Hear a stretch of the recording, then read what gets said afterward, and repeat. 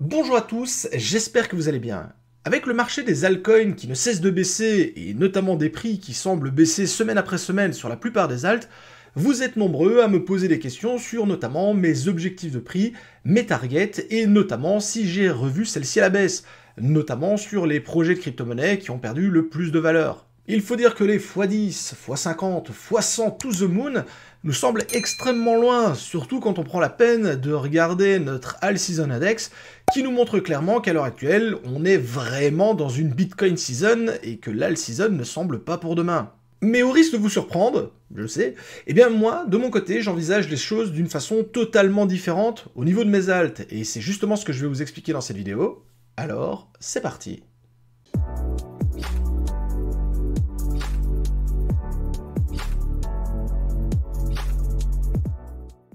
Mais quitte à vous parler d'estimation de prix et de target de vente pour vos crypto-monnaies, il faut absolument que je vous parle de Cryptonote, le sponsor de cette vidéo qui me permet justement de vous proposer ce type de contenu. Cryptonote, c'est avant tout un site d'information qui regroupe l'actualité autour des crypto-actifs. Qu'il s'agisse du Bitcoin, des altcoins de manière générale ou plus spécifiquement de certains domaines comme les NFT ou les memecoins, vous retrouverez toutes les dernières news de l'écosystème là-bas. Mais en plus de l'actualité, on retrouve également des articles plus détaillés sur certains sujets sensibles, comme avec récemment le lancement du token Libra par le président argentin, ou dans un autre domaine, les préventes de certains projets crypto qui vont être lancés dans les prochaines semaines et qui permettent notamment de se positionner en avant-première sur leur token avant le listing général. En gros, que vous soyez un débutant complet ou un investisseur aguerri, vous trouverez de nombreux guides et des solutions pour vous assister et vous aider dans vos recherches. Si vous êtes complètement débordé et à court de temps, ce qui n'est pas forcément incompréhensible vu le marché,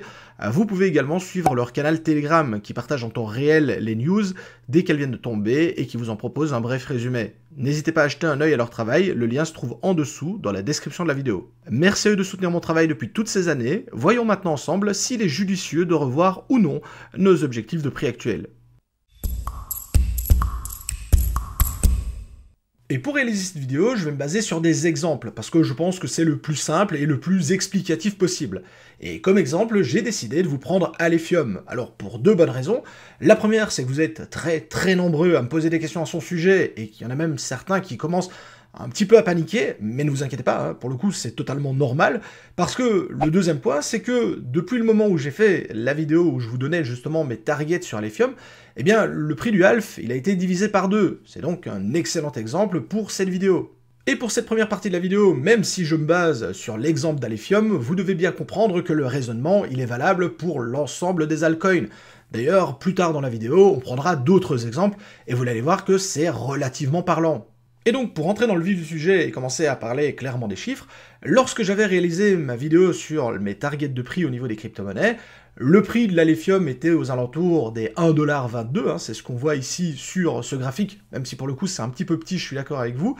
et j'avais comme objectif de prix, comme target, d'être aux alentours des 30$ en prix final. Et si vous avez même suivi mes interventions aussi bien sur Twitch que sur Twitter, si c'est pas le cas, je vous invite à vous abonner, eh bien j'avais même dit que les 30$, ça pouvait mettre une fourchette plutôt basse quand on sait ce qui se cache derrière le projet Alephium, notamment avec toutes ces dApps, et que cette target de 30$, ça pourrait être une première étape, et par la suite, on pourrait aller bien plus haut. Mais bon, ça c'était avant. Au moment où je vous parle, le prix de l'Alephium, il s'échange aux alentours des 55 centimes de dollars. Donc là, la première réflexion qu'on pourrait avoir, c'est se dire, ok, si pour 1,22$, il donne 30$ en target, on pourrait estimer qu'à 55 centimes, soit plus ou moins la moitié du prix au moment où on avait réalisé nos targets, eh bien on pourrait s'estimer que ce serait la moitié du prix objectif, c'est-à-dire 30$ divisé par 2, on pourrait estimer que la nouvelle target ce serait 15$, et ce serait un raisonnement qui pourrait se tenir. Sauf que, dans mon cas, c'est pas du tout ce que j'envisage, pour une simple et bonne raison, c'est que mes objectifs de prix, hein, donc les 30$ initiaux, ils ne sont pas basés sur le prix de l'Alephium au moment où j'ai réalisé ma target de prix, mais tout simplement sur le market cap d'Alephium. Et on va voir que de ce côté-là, ça n'a pas énormément bougé. Parce que, en effet, si la réflexion se fait non pas sur le prix de la crypto-monnaie, mais sur base de son market cap, eh bien, on voit qu'au moment où j'avais tourné cette vidéo, c'est-à-dire le 21 octobre 2024, eh bien, le market cap de l'Alephium, il était de 110 millions de dollars. Et dans mon cas, pour ma première projection au niveau des market cap atteignables, j'étais parti sur plus ou moins 1 milliard de dollars, ce qui veut dire en gros x10 par rapport au market cap du moment, hein, sur les 110 millions. Ça veut donc dire d'une certaine façon que le prix aurait été multiplié par 10, donc on se serait situé entre 11 et 12 dollars pour un market cap de 1 milliard de dollars. Et pour le coup, 1 milliard de dollars, c'est beaucoup sans être beaucoup, hein, parce que si on prend par exemple à l'heure actuelle le top 100 sur CoinGecko ou sur CoinMarketCap, ben on remarque que voilà, la plupart des crypto-monnaies qui sont à l'entrée du top 100, ici, on est déjà sur ce milliard de market cap, ce qui veut dire qu'une simple entrée dans le top 100, ça vous amène déjà au milliard de market cap, et surtout, ben les valeurs que je vous donne là, ce milliard à l'heure actuelle, c'est avec le marché comme on le connaît actuellement, c'est-à-dire avec un marché des alts qui se porte vraiment pas au mieux, parce qu'on peut effectivement facilement imaginer que si on était dans une alt season, la plupart des market cap, aussi bien des crypto-monnaies du début du classement que celles du final du classement, auraient tendance à augmenter, parce qu'on aurait un apport de liquidité envers ces alts. Et donc, effectivement, à l'heure actuelle, si on prend par exemple The Sunbox, qui est à 910 millions de dollars, eh bien, c'est une crypto-monnaie, si on était en pleine alt season, qui pourrait probablement avoir un market cap beaucoup plus élevé. Encore une fois, avec une telle estimation, moi de mon côté, j'avais imaginé que Alephium allait se situer généralement entre la 150e et probablement la 250e place du classement CMC, avec un market cap à 1 milliard de dollars. Et d'ailleurs, à titre de comparaison, et là on est encore dans la situation actuelle, hein, c'est-à-dire avec des alts qui sont pas au mieux de leur forme, bah, si par exemple on prend les gros challengers au niveau des Layer 1, qui est la catégorie d'Alephium, on va par exemple retrouver Ethereum avec 331 milliards de dollars, si on prend Solana, on est à 89 milliards, donc on voit que là, ok, les ténors, ils sont quand même relativement élevés, mais si même on va un peu plus bas dans le classement, on reste toujours sur les Layer 1 et qu'on analyse leur market cap, eh bien on voit que par exemple, un Kaspa, bah, ça se situe un peu en dessous des 3 milliards de market cap. Si on prend Ethereum classique, on est un peu au-dessus des 3 milliards. Donc encore une fois, pour l'estimation que j'avais donnée dans ma vidéo sur base justement des 30 dollars, on était sur une estimation, dans mon cas, avec une fourchette aux alentours des 3 milliards de dollars en pleine alt season, ce qui, encore une fois, ne serait pas déconnant quand on voit que même à l'heure actuelle, des crypto-monnaies du top 50 atteignent ce genre de market cap, alors que le marché, encore une fois, est quasiment au plus bas pour les alts. Bref, là, ce que je suis en train de vous dire, c'est que pour obtenir un half à 30 dollars, ça nous oblige pas à être dans le top 5 ou le top 10 du classement avec une alt season qui pète du feu de Dieu. C'est tout simplement se dire que 30 dollars, certes, c'est un très beau multiple par rapport à la target de prix que l'on a à l'heure actuelle, mais ça reste quand même relativement raisonnable quand on calcule justement l'évolution des market cap et la prise de position que ceux-ci peuvent avoir. Parce que, encore une fois, on serait dans le bas du classement, plutôt que dans le haut, et encore une fois, c'est pour ça que je vous donnais justement une target à 30 dollars. Mais effectivement, si vous avez des targets plus élevés, ça vous fait progresser plus haut dans le classement, et là on arrive effectivement sur des market cap qui sont peut-être plus difficilement atteignables, mais je pense en tout cas que dans le cas d'un gros layer 1, comme c'est le cas pour Alephium, viser 1 milliard de market cap, voire même 3 milliards, ça reste clairement réaliste, surtout en cas d'une grosse alt season. Mais bon, arrivé jusqu'ici, à la limite, les market cap, ça vous parle pas plus que ça, on pourrait tout simplement se dire, ok TK, mais à l'époque, lorsque le half était à 1 dollar, le fait d'arriver à 30 dollars, ça faisait faire un x30 au niveau du prix, sachant que maintenant il est à 50 centimes et que tu as toujours cette target de 30 dollars, on est sur un gros x60. Est-ce que c'est pas, pour le coup, trop ambitieux pour ce type de projet ? Alors, vous en doutez, la réponse dans mon cas c'est non, parce que sinon je vous ferai pas la vidéo pour vous l'expliquer, mais le calcul est très simple dans mon cas, c'est que si on reprend le market cap actuel de l'Alephium, il est aux alentours des plus ou moins 50 millions de dollars. Donc on est passé d'un market cap à 110 millions à 50 millions, 50 millions, on est vraiment dans la bordure inférieure, quasiment à la périphérie de l'ultra low caps, hein, comme c'était le cas lorsqu'on cherchait justement ces pépites ultra low caps.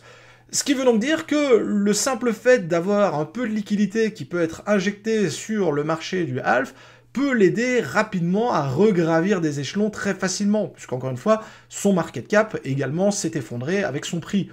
Accessoirement, le projet, depuis la dernière fois où on en a parlé, il a énormément évolué. Il y a eu de nouvelles dApps qui ont été mises en place, des optimisations, des améliorations au niveau de son fonctionnement, de son système, l'optimisation au niveau des blocs, etc., etc. Et donc, le fait d'avoir un half à 110 millions de market cap, alors qu'on n'avait pas tout ça en fonction, et se dire que maintenant, pour 50 millions, on a la même chose, hein, donc c'est toujours le même projet, mais avec des nouveautés, des dApps en plus, etc., etc., donc vraiment un projet qui a été amélioré. Pour moi, je vois ça plutôt comme une très belle opportunité qui s'offre à moi, plutôt que de se dire, ok, bah, c'est plutôt un projet qui est sur la fin et qui est en train de mourir. Au contraire, on voit que ça évolue bien au niveau de tout ce qui va pas être la technique, l'évolution, la technologie du projet, sans pour autant que ça se reflète, on est bien d'accord, directement dans le prix et dans le market cap. Et encore une fois, hein, là j'insiste là-dessus, mais ici j'ai pris Alephium pour l'exemple, mais ce que je vous explique c'est également valable pour les autres projets de crypto-monnaie.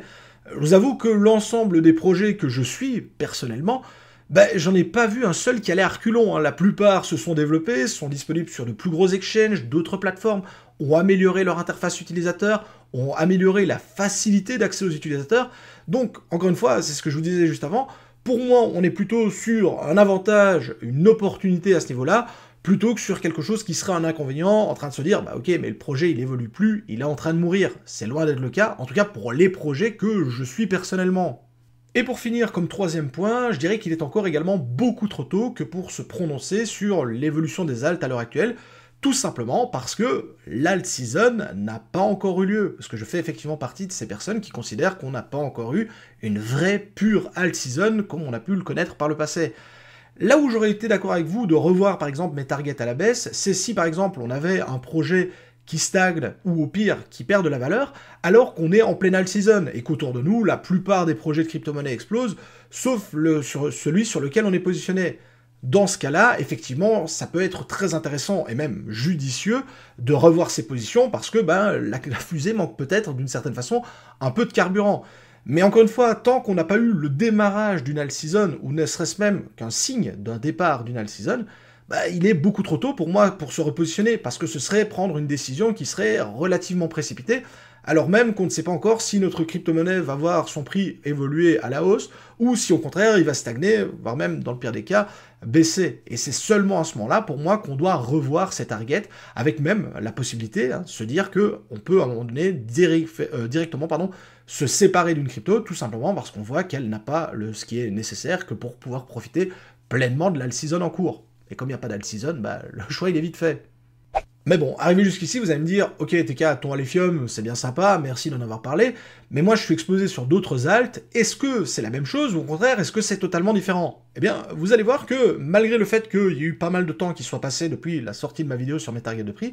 et que le marché a effectivement changé et évolué, eh bien, au niveau des alts, ça n'a pas tant bougé que ça, et vous allez voir. Si je prends par exemple Ethereum, on remarque qu'au moment où j'avais réalisé mes objectifs et mes targets de prix, son market cap à lui, c'était 330 milliards de dollars pour un prix aux alentours des 2729 dollars. Et quand on regarde à l'heure actuelle ce qu'est Ethereum, donc ça c'était le graphique au moment, le 21 octobre 2024, quand on prend le graphique du jour, eh bien on voit que Ethereum il est à 2750 dollars, à la place de 2729, donc là le prix c'est quasiment le même, et le market cap, bah pareil, c'est pratiquement le même, 331 milliards à la place de 330 milliards, donc c'est quasiment identique. Autre exemple, BitTensor Tao, je sais que vous êtes nombreux dessus, encore une fois au moment de l'estimation de prix, un market cap aux alentours des 4 milliards de dollars pour un prix à 590 dollars par Tao, et quand on regarde maintenant ce qu'est devenu BitTensor, on est à 360 dollars plus ou moins pour 3 milliards de dollars.